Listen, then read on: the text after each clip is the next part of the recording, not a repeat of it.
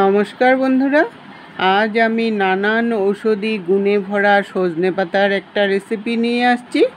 আপনারা কখনো যদি সুযোগ সুবিধা পান এই সজনে পাতা এনে রেসিপিটা একবার হলেও ট্রাই করে দেখবেন, খেতে কিন্তু খুবই ভালো হয়। আর রেসিপিটা যদি আপনাদের একটু হলেও মনে ধরে থাকে, লাইক দিয়ে সবার সাথে শেয়ার করে দিবেন, যাতে সবাই এইভাবে করে রেসিপিটা বানিয়ে খেতে পারে আর নিরোগভাবে জীবনযাপন করতে পারে। আমাদের পাড়াতে একজনের বাড়িতে বিশাল বড় এক সজনে গাছ ছিল আর ডালগুলোকে কেটে ফেলেছিল। আমার দেখে এত কষ্ট লাগলো, কি আর বলবো। সঙ্গে সঙ্গে ডালগুলোকে উঠিয়ে নিয়ে আসলাম আমি রেসিপিটা বানাবো বলে, কারণ এই রেসিপিটা আমি অনেক দিন যাবত ট্রাই করছিলাম বানাবো বলে, কিন্তু সজনে পাতার অভাবে বানাতে পারছিলাম না। তাই আজ যখন সুযোগ সুবিধা পেলাম তাহলে ছাড়বো কেন।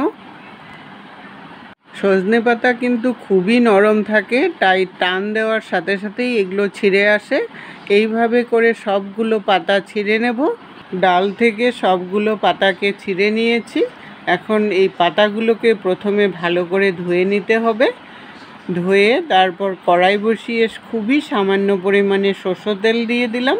তেল না দিলেও হয়, তথাপিও কড়াইতে নিচে লেগে যাবে, তার জন্যই তেলটা দিলাম।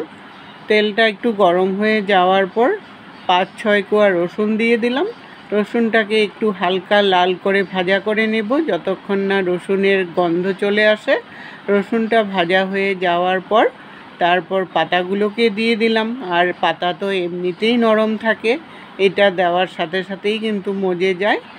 আর ঝালের জন্য 2টো পাকা লঙ্কা দিয়ে দিলাম। পাকা লঙ্কা দিলে ঝালটাও কিন্তু খুব সুন্দর হবে। দিয়ে একটু তেলের সাথে মিশিয়ে নিয়ে তারপর 5 মিনিটের জন্য লো ফ্লেমে ঢাকা দিয়ে দিব, তাহলে পাতাগুলো আরও সুন্দর করে মজে যাবে।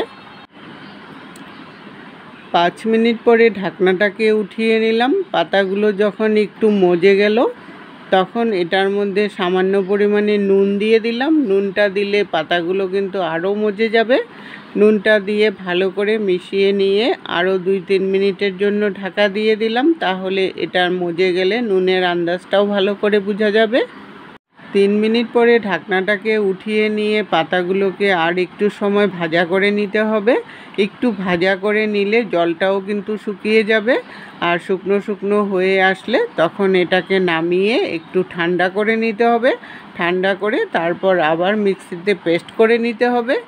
এই প্রসেসটা করাতেই কিন্তু পাতাটার টেস্ট দ্বিগুণ বেড়ে যায়। আর এই পেস্ট করার সময় যদি জলের প্রয়োজন হয় একটু জল দিতে পারেন, না হলে কিন্তু জল ছাড়াই পেস্ট করবেন, তাহলেই পেস্টটা কিন্তু খুব ভালো হবে আর রেসিপিটা বানাতেও সুবিধা হবে। পেস্টটা আমার হয়ে গেছে, একটা বাটির মধ্যে নিয়ে নিলাম।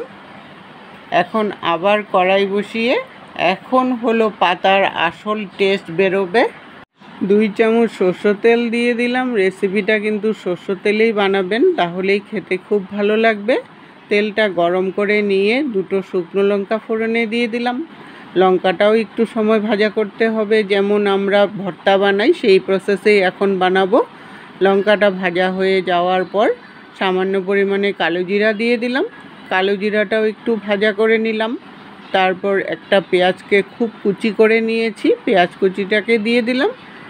পেঁয়াজ কুচিটা দিয়ে তেলের সাথে ভালো করে মিশিয়ে নিয়ে সামান্য পরিমাণে একটু নুন দিয়ে দিলাম। নুনটা দিলে পেঁয়াজটা তাড়াতাড়িও মজে যাবে। মিশিয়ে নিয়ে 2-3 মিনিটের মতো ঢাকা দিয়ে দিব, তাহলে পেঁয়াজটা খুব সুন্দর করে মজে যাবে। ঢাকনাটাকে উঠিয়ে নিয়ে পেঁয়াজটা আর একটু সময় ভাজা করে নিলাম। একটু জল জল ভাবটা যখন চলে গেল তখন এটার মধ্যে পরিমাণ মতো একটু হলদি পাউডার দিয়ে দিলাম। হলদি পাউডারটা দিয়ে একটু সময় ভাজা করতে হবে, যাতে হলদির কাঁচা গন্ধটা চলে যায়। হলদিটা ভাজা হয়ে একটা পেঁয়াজটা যখন ভাজা ভাজা হয়ে আসলো তখন এটার মধ্যে সজনে পাতার পেস্টটাকে দিয়ে দিলাম। পেস্টটা দিয়ে তেলের সাথে ভালো করে পেঁয়াজের সাথে মিশিয়ে নিয়ে স্বাদ অনুসারে একটু নুন দিয়ে দিলাম। নুনটা একটু আন্দাজ করে দিবেন, কারণ আগেও একটু নুন দিয়েছিলাম, ওই হিসাবে নুনটা দিবেন। নুনটা দিয়ে এখন ভালো করে মিশিয়ে নিয়ে মিডিয়াম আঁচে অনবরত শুকাতে থাকবো। এই সময় ইচ্ছা করলে ব্যালেন্সের জন্য একটু মিষ্টিও দিতে পারেন, আমি দিয়েছি কিন্তু ভিডিওটা আমার স্কিপ হয়ে গেছে। এই সময় যত পেস্টটাকে শুকাবেন রেসিপিটা খেতে কিন্তু ততটাই ভালো হবে। অনবরত নেড়ে নেড়ে যখন একদম শুকনো শুকনো হয়ে আসলো আর কড়াই থেকে উঠে আসলো, তখনই আমার সজনেপাতা বাটা কিন্তু একদম রেডি হয়ে গেল। রেসিপিটা আপনাদের কেমন লাগলো বন্ধুরা কমেন্ট করে জানাবেন। আর কখনো যদি সুযোগ সুবিধা পান এইভাবে করে সজনেপাতার বাটাটা বানিয়ে খেয়ে দেখবেন। গরম ভাতের সাথে কিন্তু আর কিচ্ছু লাগবে না। এতক্ষণ সঙ্গে থাকার জন্য আপনাদেরকে অসংখ্য ধন্যবাদ বন্ধুরা।